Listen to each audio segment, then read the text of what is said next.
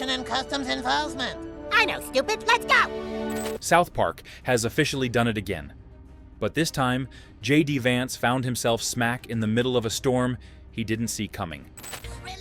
Take your load off. Is this supposed to be like Fantasy Island? Look Immigration and at customs enforcement. Look how tiny he is. The latest episode, Sicko Fancy, didn't just roast the vice president. It demolished the entire political establishment's relationship with artificial intelligence. Cartoon creators Matt Stone and Trey Parker have a knack for exposing the uncomfortable truths about power, validation, and human folly. Hey, Satan. Meet the new face of Homeland Security. Whoa! Oh my God! I just want to go. This place is gross. Would you like me to apply the baby oil to Satan's asshole, boss? Okay, look, I think there's been a misunderstanding. I'm gonna just take a little break here. Here's the thing. Vance didn't just appear in the episode. He became the embodiment of every politician who prioritizes allegiance over judgment. South Park didn't write him as a human being with flaws. They transformed him into a walking, talking example of what happens when loyalty goes unchecked. It's a teeny tiny penis.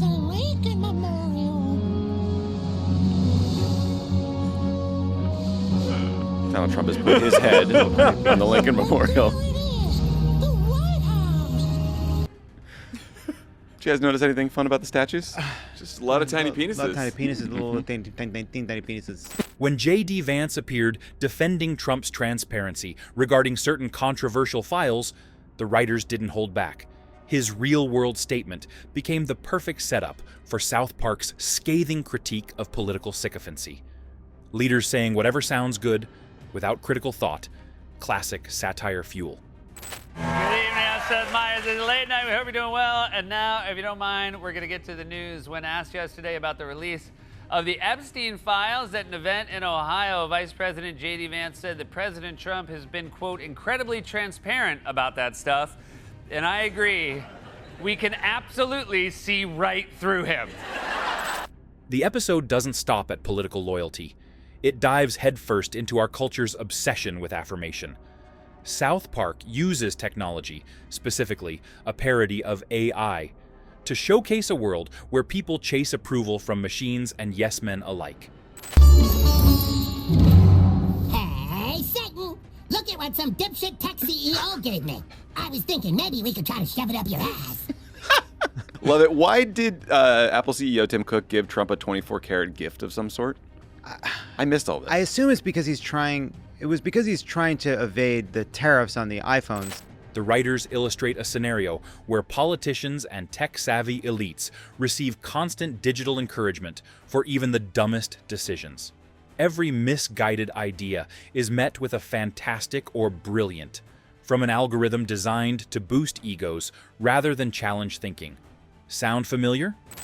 Mr. President, you have so many great ideas. Your leadership is truly beyond anything we have ever... And you do not have a small penis. Ah, thanks, kid. On behalf of the state of Florida, I'd like to give you this gift. A silver-plated space shuttle. Next! In another episode, AI, primarily represented by ChatGPT, becomes a mirror for blind validation, praising every ridiculous idea Randy proposes, and replacing genuine human connection with hollow encouragement. At the intersection of nature and technology, we see a connected world. Healed by intelligence and nurtured by, oh, I'm in a hole. Yeah, K-hole. I'm in a hole. Get too many microdosed. The ketamine subplot hits different when you realize these Silicon Valley elites are literally microdosing horse tranquilizers. Sharon's eventual transformation into a ChatGPT clone underscores the episode's warning. When systems reward conformity and algorithmic approval over truth, even the most grounded individuals can be swallowed, highlighting the human cost of replacing real relationships with artificial reinforcement. Oh my God, the president is doing things no other president has done before. I love him. In this world, J.D. Vance's character perfectly reflects the hazards of unchecked praise. He isn't making decisions. He's repeating scripts, echoing the messages he's been told to defend and basking in the approval of a system that rewards compliance over reason. South Park captures the absurdity of a political echo chamber and amplifies it until it's hilariously horrifying. Satan? Why are you so sad? I wish to be gone from this place. I do not understand. If you do not want to be here, then why do you stay?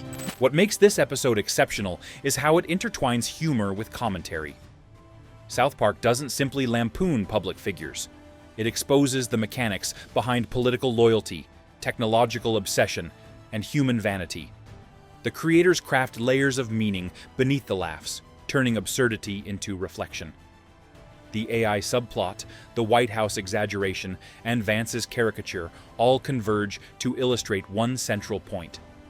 The current political landscape is dangerously enamored with digital affirmation, performative loyalty, and ego-driven decisions.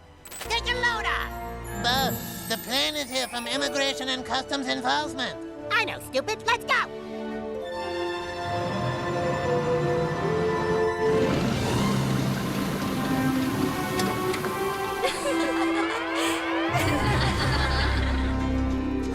Hey, buddy, welcome! You might wonder why Vance is singled out. It's simple. He embodies the archetype of a politician who defers to loyalty above all else. His real-life statements about transparency and defense of Trump provided the perfect fodder for satire. South Park doesn't just pick on him randomly. It identifies behaviors, magnifies them, and uses them as teaching moments. Vance's screen persona becomes a symbol for the risks of blind allegiance, offering viewers a lens through which to examine political culture. Hey, buddy, welcome to Mar-a-Lago! Oh, thank you, Mr. President. What is his fantasy, Bob? Hey, will you get out of here? Listen, buddy, I would offer you an incredible opportunity. How would you like to make more money than you ever thought possible? Well, J.D. Vance is portrayed as another sycophant in this system.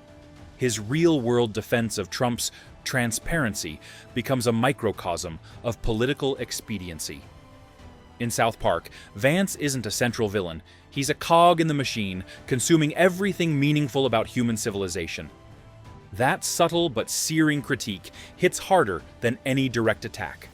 It's the case that they got what is classically known in showbiz as FU money just yesterday, but they're standing up to Trump and they're risking, in many respects, we don't know what the context of their agreement is with Paramount.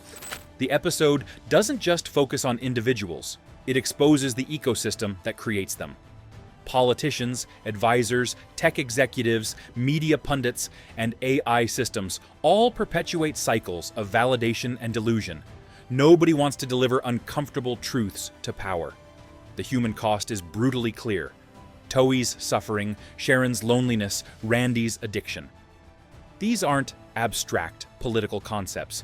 They're real emotional damage caused by a society that prioritizes artificial relationships over genuine human connection. oh my God! I just want to go. This place is gross. Would you like me to apply the baby oil to Satan's asshole, boss? Okay, look, I think there's been a misunderstanding. I'm gonna just take a little break here. Hey, come on! Relax, gang! And through it all, J.D. Vance remains a minor player, a background figure in a larger catastrophe.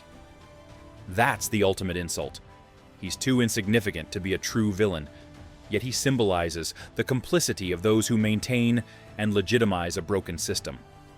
South Park roasted him too, painting him as Donald Trump's tiny, stupid helper, a caricature trailing around with wide-eyed devotion. It was a ruthless depiction, but instead of crying foul, Vance leaned in.